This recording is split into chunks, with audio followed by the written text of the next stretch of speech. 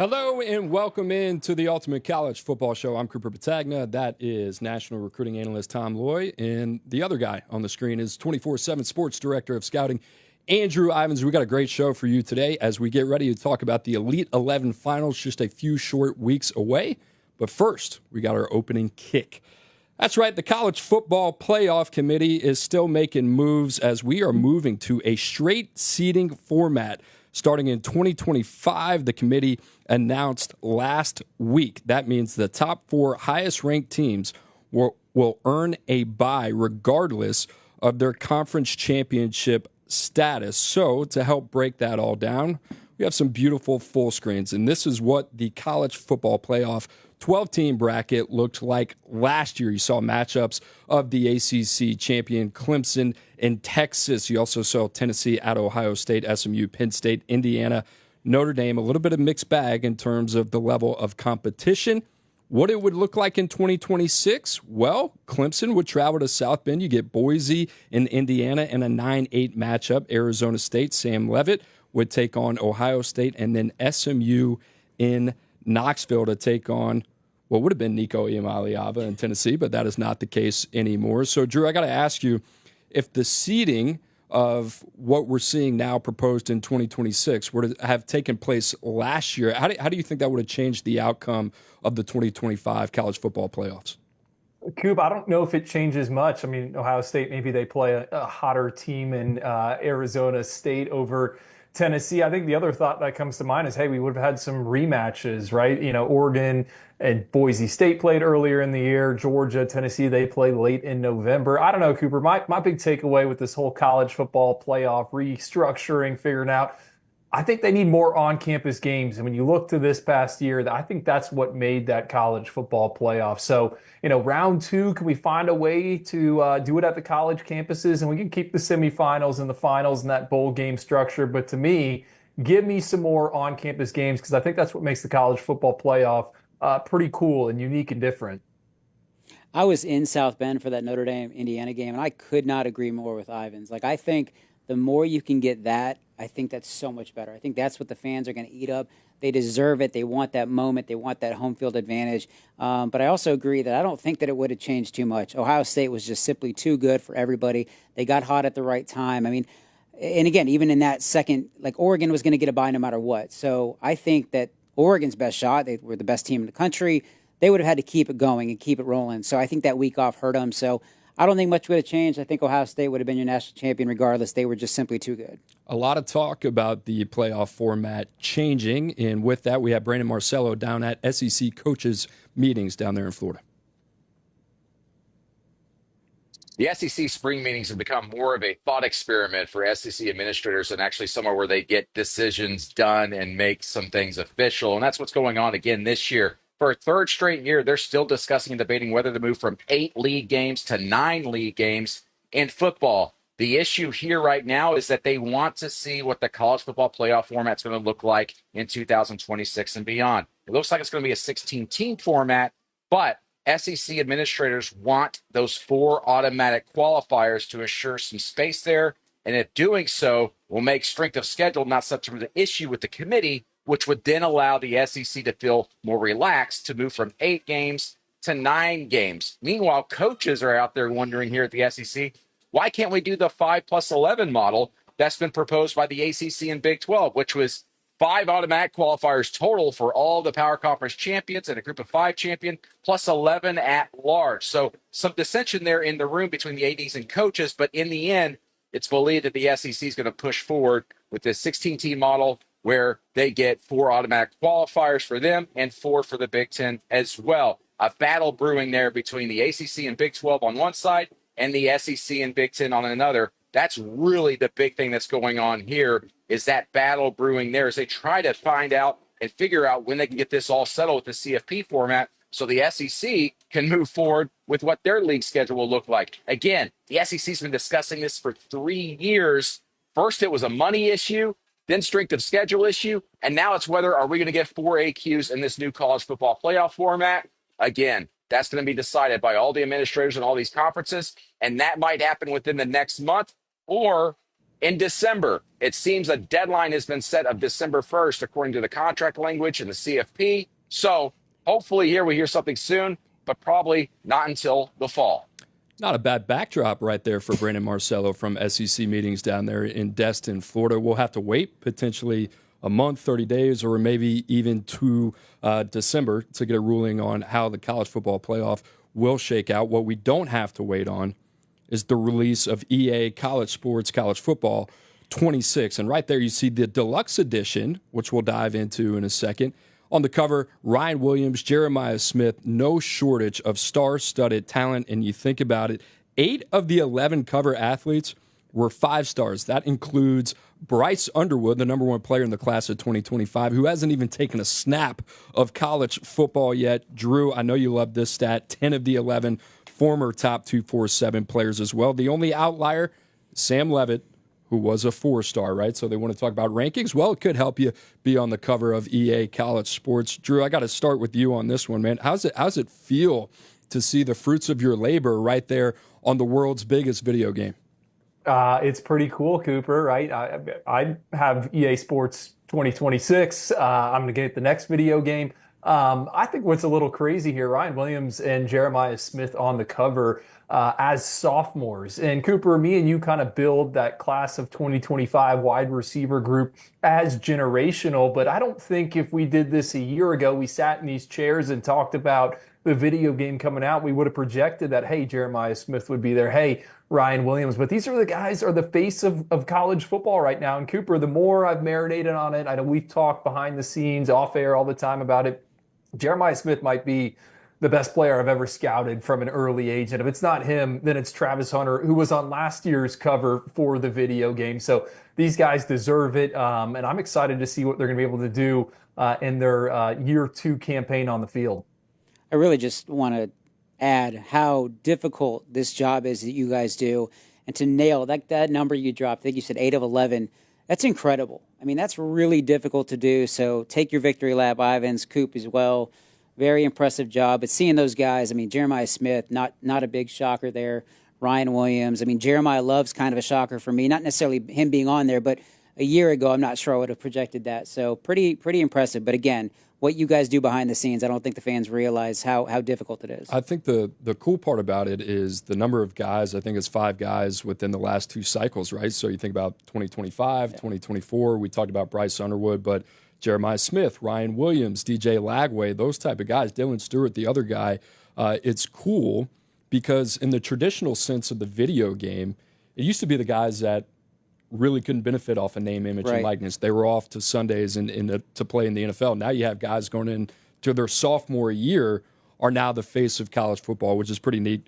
Great moment for those guys and those young men and their families as they get to celebrate on the cover of EA College Sports. But it also raises another question, Drew. Who do you have your money on next year for the cover of 2027 is maybe a two-way way of putting it, a name to know, but also a guy that you could bet on and could see as a cover athlete for 2027.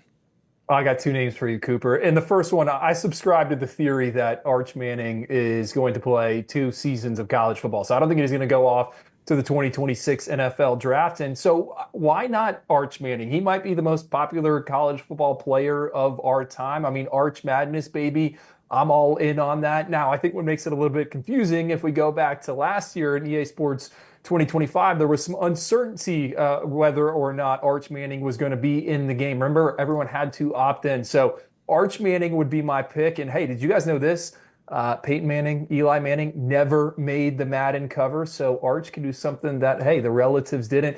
My sleeper, how about 2026 recruit Keyshawn Henderson? I could see him up there with that Davy Crockett hat. And I know we're going to talk about quarterbacks in the Elite 11, but that's one that came to mind as well. I actually love that. I never really thought about Keyshawn Henderson being on there, but I'm going to go. Notre Dame fans are going to love this, and then Notre Dame fans are going to hate the other guy. But I think C.J. Carr wins the job. Riley Leonard's gone. Steve Angeli's gone. I think C.J. Carr, this is his moment. I think he's going to have a big, big year in South Bend with the Fighting Irish. So I think a year from now, we're going to be talking about him. He's going to be a household name. All the stuff about, it's Lloyd Carr's grandson. How did he pick Notre Dame over Michigan? I think it's going to be something of the past, and they're all going to be talking about how talented he is and how well he did with Notre Dame this year. And then the other guy I'm watching is, since we're including freshmen and second-year guys, Deuce Knight. I think the Auburn quarterback, I'm not saying he is a lock to win the job by any stretch. I think Jackson Arnold's going to be the guy once Auburn takes the field in week 1. But I think by the end of the season, you're going to hear so much about Deuce Knight that he is going to be the household name moving into the 2026 football season. I think he is going to be terrific as a freshman. Everybody I talked to around the Auburn program says he is so far ahead of the curve and so much better than they expected. He is the first one in, the last one out. I mean, he is putting in the work. I think Deuce Knight's going to be on that cover, that expanded cover to like 10, 11 guys next year. I like all those picks, all quarterback picks, and I'll stick in that lane for that reason. I'm going to go Austin Simmons, Ole Miss. Drew, you and I think all the way back in the last fall, we're trying to figure out, all right, who could potentially be the next Cam Ward? If there was going to be a guy that was going to jump into the portal, that was going to have this ripple effect on college football. We got to see glimpses of Austin Simmons, that drive that he led against Georgia, scoring a touchdown there when Jackson Dart was banged up a little bit. We've gotten to see flashes of high-level play. Now we get to see a full year of him. I'm really, really excited about Austin Simmons, and I think Ole Miss, with what they've done in the portal, which is where they've made a living, that's a sleeper team in the SEC. I think some other guys that you look at, how about we stick in Austin on the other side of the ball? What about Colin Simmons? I'm surprised he didn't make it this year as well. That's a name that would jump out maybe opposite of Dylan Stewart. Other names as well. Do we see Keelan Russell at some point this season? We all know how electric of a prospect he is. And then Jonah Williams. I mean, it's a lot of Texas flavor here, Drew, but we've already talked about the number one guy on your freaks list, the impact that he's had on Texas's baseball team, one of the top baseball teams in the country. So no shortage of dynamic prospects. We'll be fired up for that. EA Sports College Football 2026. Going to be the talk of the town here shortly here. Glad it's back. Glad it's back in our living rooms. But with that being said, we have some other things that we got to cover. How about the Elite 11 finals coming up in Southern California, June 17th through June 19th. And if you don't know about the Elite 11s, here is a brief description. It's a competition and training camp that brings together the nation's top 20 quarterbacks from around the country in the class of 2026 for 3 days of drills, coaching, evaluation in Southern California. It's been going on for 26 years. The Elite 11 staff has done a phenomenal job, and we are looking forward to another year. Andrew Ivins, Tom Loy will also be there in person this year. You think about the notable guys that have been there. Keelan Russell, one of the top players in the country that we talked about, signed with Alabama this past year.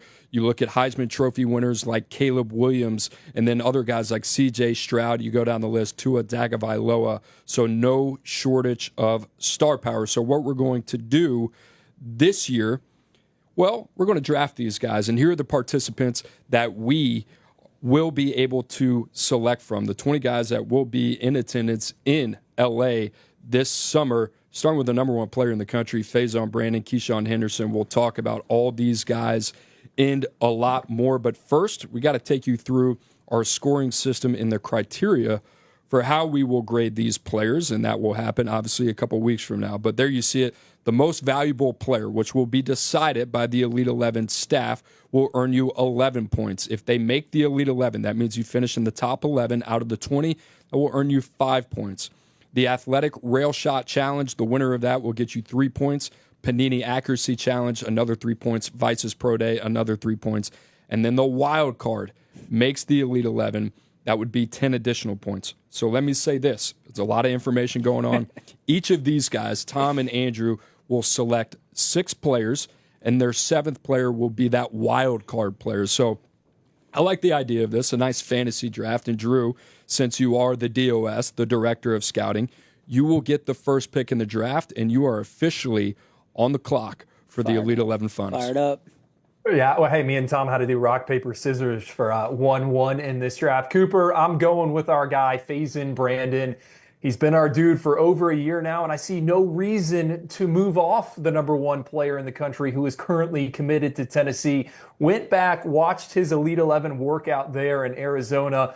It was like a nightclub laser show. I mean, he was firing it to all 3 levels. You look at Faison Brandon, 6'3", pushing 200 pounds. This kid has only lost 1 game in his high school career there at Grimsley High School. I think he's got all the tools. And what really stands out to me about Faison Brandon is the fact that he's actually going to compete. Kind of go through the recent years. We had no Bryce Underwood, no Arch Manning, no Nico Iamaleava. Faison didn't back down. This is a confident competitor. Remember, he was at the National Combine in San Antonio back in January where he named him the alpha dog. So I think he's got all the tools. I'm a little concerned maybe about, hey, the downfield shots during his pro day. But again, dig into that workout he had a few months ago in Atlanta at the regional and then revisit the junior tape when statistically he was the best quarterback in the top 247. I'm all in on Faison Brandon.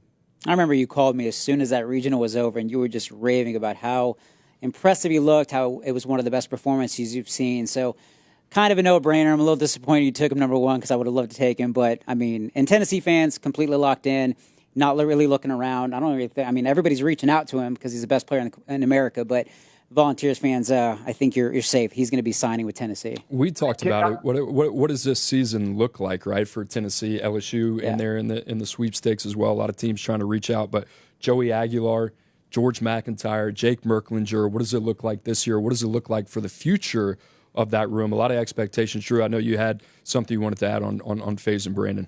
I just want to point out, guys, he's also the youngest competitor of the 20 finalists. He turns 17 in a few days. He is young. He could actually be in the class of 2027. I think that's a key nugget when we kind of set the stage for this event. All right, Tom, you actually have picks 2 and 3. That will be the only time that one of you guys has back-to-back picks, but you were on the clock with pick number 2. I'm going to go with Houston quarterback commit Keyshawn Henderson, the 6'4", 180-pounder. This kid is the real deal. I'm not going to lie. A year ago, I'm not sure this would have been my second overall pick. This is a kid that I think has day one potential as a receiver, as a safety. He's the real deal. 2,200 yards, 23 touchdowns, 6 picks. Special talent, special kid too. Everybody, whether you talk to national analyst Mike Roach, anybody who's been around him for years, he is the same kid that you've met years ago. Incredible talent, locked in with the Cougars. But I will say this, if we can just quickly touch on his recruitment a little bit. I mean, as you can see on there, 2024 Navy All-American Bowl MVP, again, incredible talent. But I want to say, Houston, I feel great about you guys keeping him in the class. Feel great about it. But keep an eye on Texas A&M. They are lingering. They need a quarterback, and they're spending some money. There's another team to keep an eye on, and that's the Florida State Seminoles. Not being talked about enough. If he decides to show up on campus in Tallahassee, I won't be surprised. Keep an eye on Florida State. The Aggies lingered around last year for Keelan Russell, and it didn't get done. And I think there was a little maybe remorse that they weren't a little bit more aggressive earlier in the process. You wonder if they apply lessons learned here. Maybe they turn over a new leaf, and it's Keyshawn Henderson that they turn their focus to. All right, Keyshawn Henderson, pick number 2. You have pick number 3. What do you got? Let's go with Texas quarterback commit Diabell right there in the Sunshine State. Andrew, you know him well. I think you've been on him alongside me longer than anybody. We've seen this kid. I feel like we've seen this kid grow up. 6'2", 215, 2,600 passing yards, 29 TDs, 6 picks, 71% completion percentage. Again, this is a kid that is fired up to be a Longhorn. He's all in with them. But there are some schools lingering. You got Ohio State, LSU, and Oregon, which was a top contender when he first picked the Longhorns. So keep an eye on those 3 schools moving forward. But again, I think Diabell, he's healthy again. This is going to be an opportunity for him to really, really show what he could do. I think, from what I've gathered, he's 100% at this point, or at least really close to it, heading into the finals. So very excited to see what he does this week. Or I'm sorry, that week when he get out there in L.A., but very excited. He was, I would say, pretty easy for me to pick number 3. Can't say it enough. Son of former NBA standout Raja Bell, and a guy that's going to be playing his football either in Austin or somewhere else, but you understand the level of intrigue in a guy like Diabell, who I think is one of the best pure passers in the country. Drew, you're back on the clock at number 4. Well, I just want to say, Tom, going against the grain here. We haven't had a Florida-based quarterback win the MVP at the Elite 11 final since Shaun White back in 2013. But I'll be honest, Keyshawn Henderson, Diabell, they are next on my big board. And I'm glad you not also grabbed this guy. I'm going at number 4, so my second pick, Jake Fetty. I call him Fetty Wap. Hudson Standish on the scouting team calls him El Passer. It was a loaded regional in Austin a few months ago. A lot of big names there, Keyshawn Henderson, Diabell. I thought Jake Fetty went throw for throw with these guys. He rips fastballs through the wind. Kenny Dillingham has done wonders with Sam Levitt, excuse me. I can't wait till he gets his hands on Fetty. 18-2 as a starter, 32 touchdowns to just 1 interception as a junior on 239 pass attempts. He's surgical, excellent on the ball fakes, and I think he's the type of kid that could thrive at all these different throwing stations that the Elite 11 staff and Brian Stump set up, right? You have that opening initial workout. Sometimes it takes guys a few different stations to get their legs underneath them. I think Jake Fetty will be ready to go. I really like this kid. He's a kid we moved up in our most recent rankings. I don't think he's being talked about enough on a national level. He's a gamer, right? He can go and win you some games. Yeah, you got to give Kenny Dillingham a ton of credit for the job that he's been able to do over the last couple of years, even back to his time in Eugene. He carries that over with Sam Levitt. Then you think about Cam Dyer, a guy that we haven't even really talked about a lot, and what they bring into that quarterback room, a guy that we really liked in the top 247 last year. On the clock right now with the number 5 pick, Tom Loy, who do you got? Fetty was a great pick, by the way. That was kind of thought he would be here at this point, but I'm going to go with top 247 quarterback Landon Duckworth. This is a guy who's uncommitted, but this is a kid that I've seen in this setting multiple times, and I love the group that he's working with there at QB Country, David Morris and his team. So 3,400 yards, 39 TDs, 10 picks last year. He can run the ball. He can throw it. So much to like. Maybe not the cleanest mechanically. I think a lot of people give him a little bit of a knock here and there, but man, this is a kid who's coveted by every school in the country. Ole Miss, South Carolina, Florida State, Auburn. Those are the ones I'm keeping the closest eye on. I think it's going to be difficult to follow Deuce Knight, but a lot to like here with this kid. I mean, a lot to like with Landon Duckworth. I'm a huge fan of Landon Duckworth, what he brings to the table, the multi-sport background. Obviously, Drew, the highlight of him punching it on the hardwood, dunking on a poor defender there. He's got a little bit of everything to him. I think the Deuce Knight comparisons make a lot of sense with what he brings to the table as well. Drew, you have the next pick here, and I'm a big fan of this one, a little bit of a sleeper pick, but tell me who you got. I got Bo Bentley, right? Now, I'll admit, Bo Bentley shows up in my backyard over in Tampa for the Elite 11 Regional. I think he was on spring break.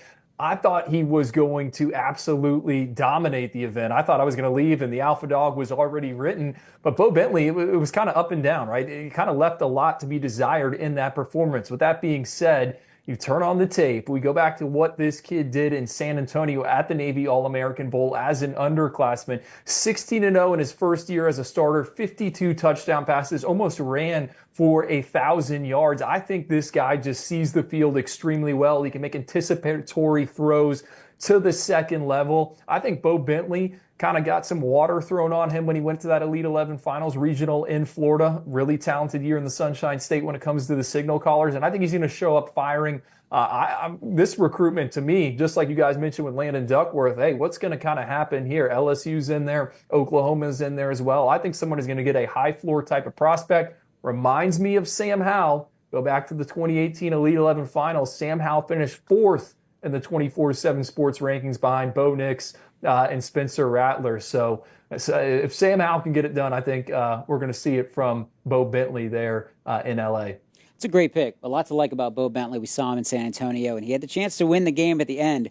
But I think this lifelong Sooners fan and comes from a family full of Oklahoma fans, I would give LSU the edge right now, and he's heading there to Baton Rouge for his official visit, so we'll see what happens. I know Oklahoma's still got Jaden O'Neal committed.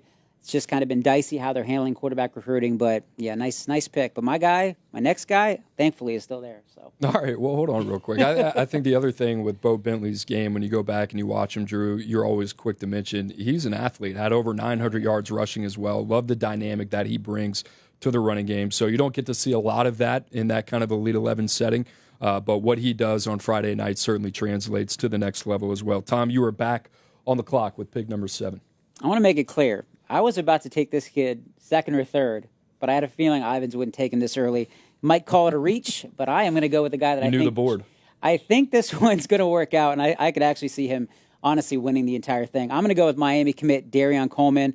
Might be considered a reach. He's a high 3-star right now, but I am a huge fan. I've seen him in person a ton. I've watched him just absolutely annihilate teams on the 7-on-7 circuit. He's got the moxie. He's going to come in with an incredibly competitive attitude. He is ready for this moment. He is ready to put on a show. 6 foot, 160 pounds. I know he's slight, but he's going to look outstanding in this setting. I think he's got a shot to win the Pro Day event. I think he's got a shot to win that rail shot challenge that I think Jaron Chiave Sungapolatelli won last year. But 3,400 yards, 28 TDs, 4 picks, 73% completion percentage. Completely locked in with the Miami Hurricanes. This one fires me up, and I'm very, very glad he is on Team Loy. Luke Nickel had a pretty solid outing last year at the Elite 11 in Los Angeles. You think about that Miami quarterback room. It's been heavy portal. Obviously, Cam Ward, Carson Beck. What's it going to look like post Carson Beck? Emory Williams, Judd Anderson, Luke Nickel, and then you throw Darian Coleman into the mix. Be interesting to see kind of how he stacks up this weekend. All right, Drew, you're back on the. Can I just say, Tom, he was right here on my list right here. He was the next guy. Hey, Darian Coleman's had a heck of an offseason, right? We've seen him on the 7-on-7 circuit, alpha dog of the Elite 11 regional there in Tampa. I think he's one of the best pure passers in the class, man. His ability to dial up the RPMs, the upper body torque, it is all there. He certainly is a natural passer. I think there's a good chance he's going to do very well out in Los Angeles, like you said. Now, not on the bigger side, right? He's a guy that last number we had on him, 165 pounds, but man, he can make an offense go. And I think for someone like him, he also has a ton of confidence, right? He comes out, he's got some arrogance to him. He wants to be the best. And I think that is something that we're going to see in LA every single day. The other thing, he's got a ton of experience in the 7-on-7. Remember, that's a huge component day 3. For the scoring system with the Elite 11 staff. So that's an excellent pick, and he was next for me on my list. All right, well, he's not there anymore. Tom sniped him. Time to move on, dude. Number 8. Who you got, Drew? Kind of the opposite, but similar to Darian Coleman. That's Travis Burgess, who is pushing 6'5", and he's also a guy that can dial up the velocity. Out of Grayson High School, led the Rams to a 6A state title as his first year as a starter this past season in the winter. And really, he came up big down the stretch. Some anticipatory throws, someone that can also beat you with his legs. Mechanics might not be the most conventional, but man, he can get the job done. Reminds me a little bit of Cedric Bailey, Cooper, who I know you're a huge fan of at NC State. I think he's starting to round into form. He too was at that Atlanta regional there, throwing alongside Faison Brandon, Landon Duckworth. I had him in the top 3 for the day. Guy that rips it on the tight lines. We've seen the touch. I think he is someone that if you're a North Carolina fan and you look at what Chapel Bill has been able to do at that quarterback position, I know they're trying to figure it out here in 2025, but the long-term outlook, I'm really bullish on what they got set up there in Chapel Hill in terms of the quarterbacks and the guys that they're bringing in. I kind of wish we had like a steal button where I could just snatch that pick away. I was absolutely taking Travis Burgess with my next pick. I've been a huge fan of him for a long time, so I'm not really thrilled about this, but we will we'll reconvene. We'll be all right. Yeah, that's all right. Like that pick too, Drew. I think the other thing you think about in North Carolina, Michael Lombardi and Bill Belichick, is now you got 2 young guys where you can really kind of get really excited about if you're a North Carolina fan, between Bryce Baker, who they signed last year. They held on to him late in the process. Now you get Travis Burgess, not to mention Gio Lopez, who gives you really 1 to 2 years of a bridge quarterback that you can rely on, who's a high floor guy while those other guys develop. So the quarterback picture coming in a little bit more into focus in Chapel Hill for Bill Belichick. All right, Tom, you're up at number 9.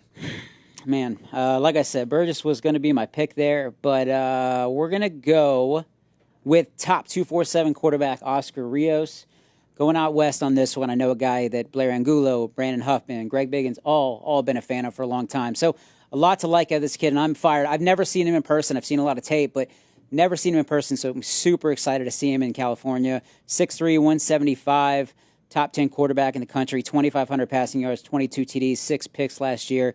Recruiting-wise, we're talking UCLA. That was the dream school. He's been quoted as that growing up. Colorado, Arizona, Kentucky, Oklahoma State, Virginia Tech, all still in the mix. Got some official visits to take. But this kid is super clean mechanically. I know he works with my guy Danny Hernandez out west. And I know there's just guys that when you're working with certain people, you know what you're going to get. I know he's wired the right way. So big fan of Oscar Rios, and I'm super excited to see this kid. So glad to have him on my team. Tape pops. What's interesting about this event, there always seems to be one or two players that don't have a lot of buzz going in to the Elite 11 finals. They have a good 3 days. Maybe it's a solid 1 day or a solid 2 day performance, and they're able to kind of catapult that into a larger national picture, which obviously promotes themselves not up only our board, but the way that teams perceive them going into their senior season, and then what that means for them financially to participate in this event, show out well, and then boost their stock going into their senior season. Oscar Rios, one of those guys, you watch him on tape, I think you get the sense that he's going to show out well there. All right, Drew, you're up at number 10.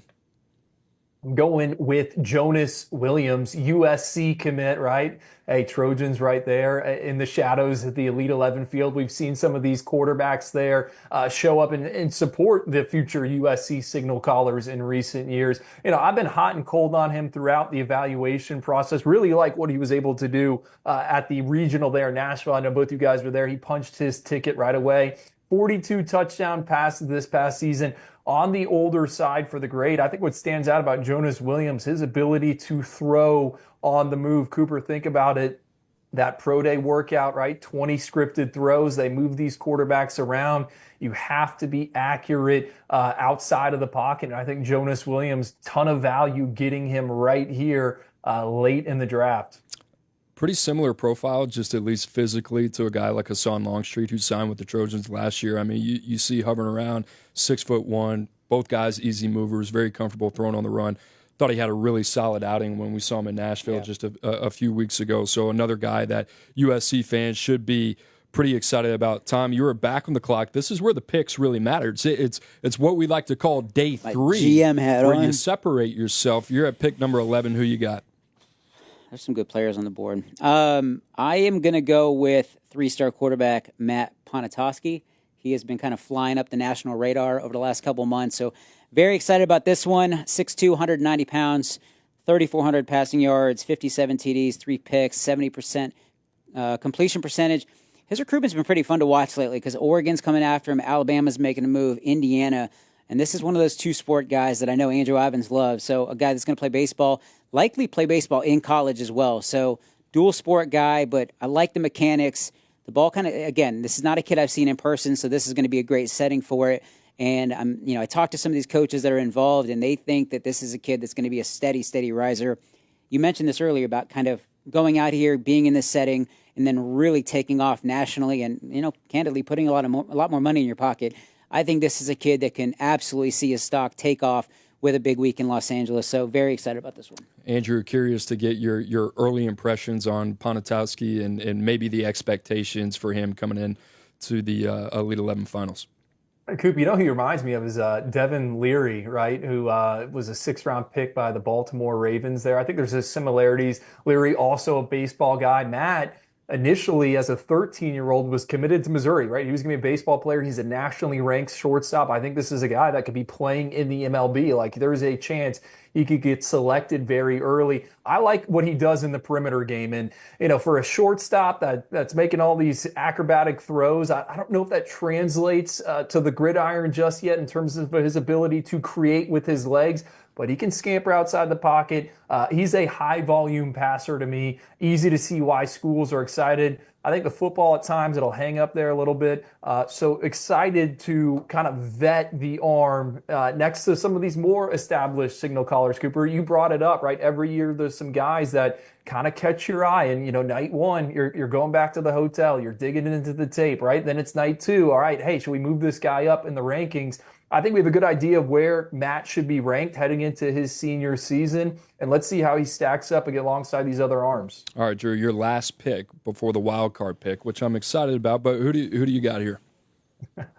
Troy Hunt, and some inside baseball, right? You want to stick with the baseball terms here. Talking with Brian Stump and the Elite 11 staff, the State College Regional was the last one of the tour, right? They went from coast to coast all around the country. Brian Stump was raving about Troy Hunt, and Troy Hunt is a kid from California, went all the way to Penn State to work out. He's a throwback guy, Cooper. I think you need to think like Andrew Luck, big, rugged, works under center, super effective on the play action, doesn't play in a pass happy attack, right? They're very balanced. They want to establish a run game, but man, he capitalizes on his chances. Huge frame, 6'4.5", 215 pounds. I love his footwork, right? He can cover a ton of turf on those 3 and 5 step drops. To me, I just think he is someone, when you drop him in this element, right, where the coaches are consistently coaching, I think he's someone that's going to be receptive. I think he's someone that has a chance to shine out here. And you think about Penn State, man, post Drew Aller, we know Ethan Grunkmeyer, Jackson Smolik, 2 former Elite 11 finalists are there. Well, hey, they got this kid Troy Hunn from the other coast coming in, and I think he's got a chance to be special. Pretty intriguing quarterback room that they got cooking up there in State College and Penn State. We talked about it. Each of you guys had your 6 picks. Now it's time for the wild card round because, like we alluded to just a little bit earlier, the wild card, well, that gives you an additional 10 points if they finish inside the top 11 of the Elite 11 rankings. Tom, you were first on the board here in the wild card round. Who are you selecting? I knew my guy was going to be here. I did. And I have been, Andrew knows that I have been banging this door all year long and singing this kid's praises. I did go back and forth. Terry Walker was one that I was really close to picking. Been high on him for the last couple of years. But I'm going to go with Louisville commit Briggs Cherry. I've seen him multiple times. I've seen him on the 7-on-7 circuit. I've seen him throwing on air. And I just think his growth over the last year, especially what he did as a junior, what he's done this offseason, has been incredible. I shot this footage down in Atlanta at the Sevens, and he was my alpha dog. He left there, and I know Brett Greenberg, Ben Wolk were down there with me, and this was pretty unanimous, and it was a no-brainer for us. Briggs was outstanding for the 2 days that he was down there, and this one fires me up. Like I said, I knew he'd be there. I think that he's been kind of slept on nationally. No disrespect to my DOS, but I just think he's a guy that once you, Andrew, see him in person, get an opportunity to kind of get around him for 2 days and 3 days, and I just think that you're going to be seeing what I see. So, Briggs Cherry, welcome to Team Loy. There we go. We finally got an evaluation, not just reading a stat box. That's awesome. Andrew, who do you got for your wild card pick? Hey, tons of growth from Briggs Cherry. Should we point out he's the oldest quarterback in the field? He's like 2 years older than Faison Brandon. So how much growth do we got there, right, Tom? Remember, projecting. I need down him the to be line, terrific for a couple days. That's all right? All right. And I'll say this. Hey, Jeff Brom has had a ton of success with quarterbacks, right? And when you think about the situation he's going to, it makes a ton of sense. 1 year starter, though, right? So let's see what he does as a senior. And I have seen Briggs Cherry throw in person. Let's not put that out there. All right, Cooper, my wild card. Jet Tomla, Iowa State commit, Max Preps, Nebraska Gatorade Player of the Year. This is a kid that won a Class 4A state title. You look at his stats, school records and touchdown passing yards this past season. You two saw him in Nashville. You guys loved him. 6'3.5", 200 pounds. He's another one, just like Landon Duckworth. He can punch it on the hardwood. Hey, did you guys know this? Iowa State, if we go over the past 4 years, they've had 3 different quarterbacks make the Elite 11 finals. Matt Campbell and his staff deserve a ton of credit. I think this is another one where I use the term, he's kind of rounding into form. Turn on the game tape, some peaks and some valleys, but some really, really good from Jet Tomla. And then when you dig into that workout, the one you guys saw in person, I thought he did some really good things there. So love the frame, love the tools, love what he could be at some point down the line. And I'm interested, hey, Tom, is Iowa State going to hold on to this kid? Yeah, so I was going to bring up, we see the Iowa State logo on there. I don't know if that's going to be the case a couple months from now. Alabama is doing everything they can to get him. He's going to be on campus this weekend for an unofficial. We'll see if that results in a flip or an official visit down the road. But love the pick. Tamale was terrific when we saw him in Nashville. So that's a good pick. No argument for me. Hey, great draft, guys. Really, really appreciate it. Great work. 20 participants. Not everybody was drafted. Each of you guys picked 6 players with a wild card pick, bringing the total to 14 between the two of you. Here you see the teams here. Andrew's on the left, Tom's on the right, and no shortage of star power. If you're Tom Loy, it's a great team. Keyshawn Henderson, Dia Bell, Landon Duckworth, you got to love that. And then if you're Andrew Ivins, I mean, you can't go wrong either with Faison Brandon, Jake Fetty, and Bo Bentley. I think between those 6 guys, you're looking at the favorites there in Los Angeles. A great event by Brian Stumpf and his staff. Our guys here at 24/7 Sports will have all of the coverage. Make sure to stay locked in to 247sports.com. All right, guys, I want to ask an ultimate burning question here, and it has to do with the Elite 11. Hunter S92 asks, which quarterback went undrafted that you already regret not having? Drew, I'll give you the T-box. Can I kind of pair these two guys in the same bucket? I'm going to go Florida commit Will Griffin and Clemson commit Tate Reynolds. Cooper, these guys could have a quad off, right? Like they are bodybuilders. They're built like Tim Tebow, and it's just funny with Will Griffin heading to play at Florida. Tate Reynolds, my player comp for him is Trace McSwirly, and Will Griffin's a guy we got at the Under Armour All-America game. Keelan Russell gets dinged up, so he ends up having to play the entire second half. The offensive line wasn't great. He took a ton of shots. I think that affected his offseason when he showed up to the regional there in Tampa. He was a little dinged up, but man, he got hot towards the tail end. Really good down in the red zone. I also like what he did in his spring jamboree a few weeks ago. So this is a kid that has started close to 50 games throughout his high school career. He's got some of the biggest hands I've ever shaken, right? I mean, he makes the football look like a kid's football. And like I said, these big quads, him and Tate Reynolds, who is headed to Clemson. So those two are the ones I'm already kind of maybe kicking myself, and I could see them having good weeks. Quad squad. Love that. Do a little quad off. My guy would not be in the quad off. No disrespect, but I kind of alluded to this earlier, and I mentioned that I was very close to picking him. Terry Walker III out of the Hoosier State. So this is a kid you got to see, Coop, in Nashville.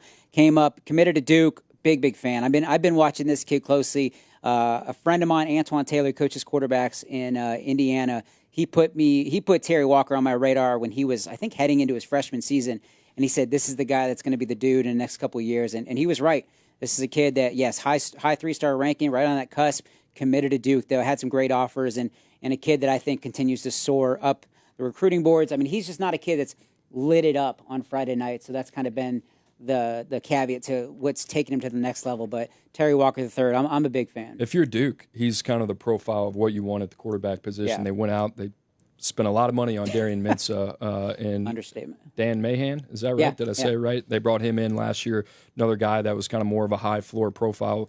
This is a guy that gives you a little bit of everything, gives you the developmental upside that he's going to have to get in the program. He's going to need a year in the weight room. He's going to have to work on that ability as a passer as well and refine that part of his game. But also a guy that I don't think you're going to have to fend off a lot of big schools at the end, and it's kind of perfect for where Duke wants to live. I'm not saying that won't happen. I'm just saying for Duke, it's a quality addition for them and where they pulled the trigger to get that one done. All right, we got another ultimate burning question here. This one from the Jordan Dog. He says, where is Xavier Griffin headed after announcing his commitment date? If you're not aware who Xavier Griffin is, he's the number one linebacker in the country, and he's also a 5-star, and we are fortunate to have Tom Loy here to give us some context on that question. Navy All-American as well as a junior, so pretty impressive, top 10 player.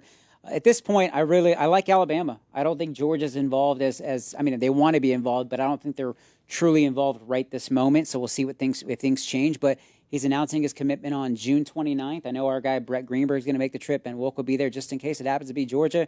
But he's doing it right between OT7 finals. We'll be in Florida for that. So, but Alabama, Florida State, Texas, and Ohio State are the Final Four. Like I said, Georgia's kind of in it. But I like the Crimson Tide to get it done. Ivins, if he does pick the Crimson Tide, what are they getting? They're getting another Jahad Campbell, right? Jahad Campbell clone, off-ball, on-ball availability. I mentioned this with Tom or with Cooper on the 105. I know he's got an official visit to Ohio State. I think you're a Buckeyes fan. Think about like Sonny Styles, right? This big kind of defender where the position lines blur a little bit. You can use them in a variety of different ways. And Sonny Styles was more of a safety in high school. Xavier Griffin, he's been more of a pass rusher. But man, he's one of our favorite prospects. He's one of the cleanest prospects. He runs like a deer. He can do a little bit of everything. That's why we're so bullish on him. Tom, let me ask you a quick question on Xavier Griffin. What do you make of Georgia's lack of involvement? Is that an NIL thing? Are they not in the recruitment? Where it seems odd to me that you have that type of profile in your own state at the linebacker position, one that they've probably developed better than any other team in the country.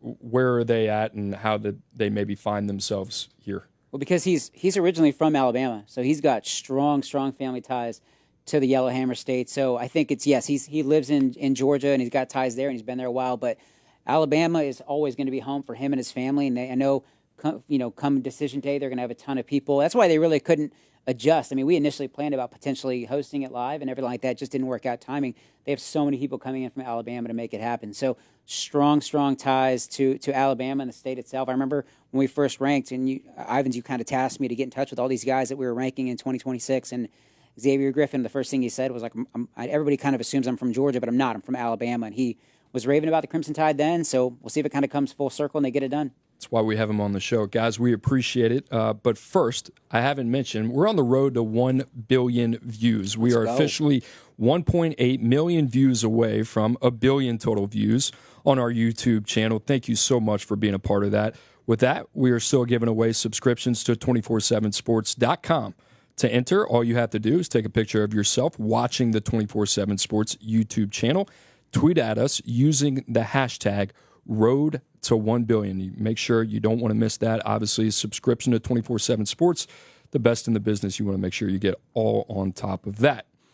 Oh, and look at those guys, the 105 with Andrew Ivins and Cooper Petagna. You can find me and Drew every Monday and Wednesday, wherever you find your podcast, typically streaming on X around 8 o'clock Central Time, 9 o'clock Eastern Time, and the 247 Sports Ultimate College Football Show. You can find on Monday and Wednesday as well, right here on the 247 Sports YouTube channel, 4 o'clock Eastern Time. For Tom Loy, Andrew Ivins, I'm Cooper Petagna. I hope you guys have a great rest of your day. See you next time.